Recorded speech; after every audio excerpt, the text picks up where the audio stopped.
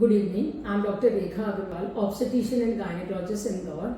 I'm director of Medistra Multi-Speciality Hospital, which is located at Musa Khedi Square, Indore, and Advanced Ortho and Gynec Center, which is at Vijayanagar, Indore. So today we'll discuss about what is pre-eclampsia या pregnancy में blood pressure बढ़ना क्या होता है।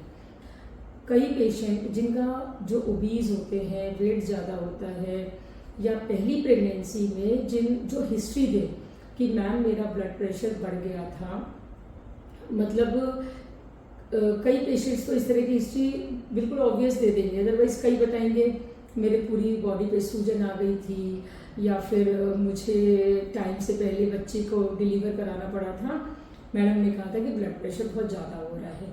कोई मतलब इस तरह की हिस्ट्री मिलती है।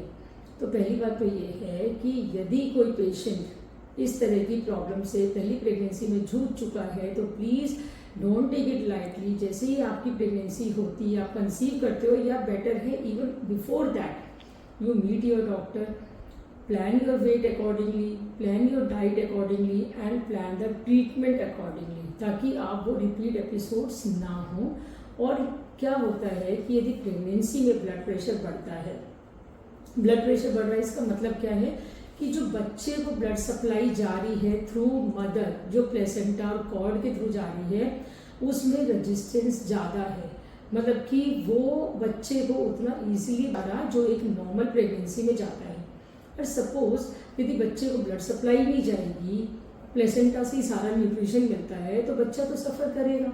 बच्चा सफ़र करेगा तो क्या होगा कि बच्चा कमज़ोर होगा, और अल्टीमेटली कई बार ऐसी स्टेज आती है कि यदि ब्लड प्रेशर कंट्रोल नहीं हुआ तो मदर को भी रिस्क होता है और बच्चे को भी रिस्क होता है। तो प्लीज़ इस ब्लड प्रेशर के फैक्टर को प्रेगनेंसी में इग्नोर नहीं करना है। हमें केवल, आप सोचो कि हम केवल नमक कम खा लेंगे, हम मैडम कुछ भी नमक, मतलब ये जो चीज़ें मैं सुनती हूँ प्रैक्टिकली मैं वही बता रही हूँ। पेशेंट कहते हैं मैडम हमने तो बिल्कुल नमक नहीं खाया ज़्यादा, तो हमें क्यों हो रही है प्रॉब्लम। ऐसा नहीं होता, ये आपके हाथ में नहीं है, ये अंदर यूट्रस, प्लेसेंटा और बेबी, इन सब में चेंजेस होते हैं जो आपके हाथ में नहीं है। तो we have to take the help of medicine so that we can achieve our target कि हमारा बेबी भी अच्छा हो और हमारी मदर भी अच्छी हो। Thank you so much.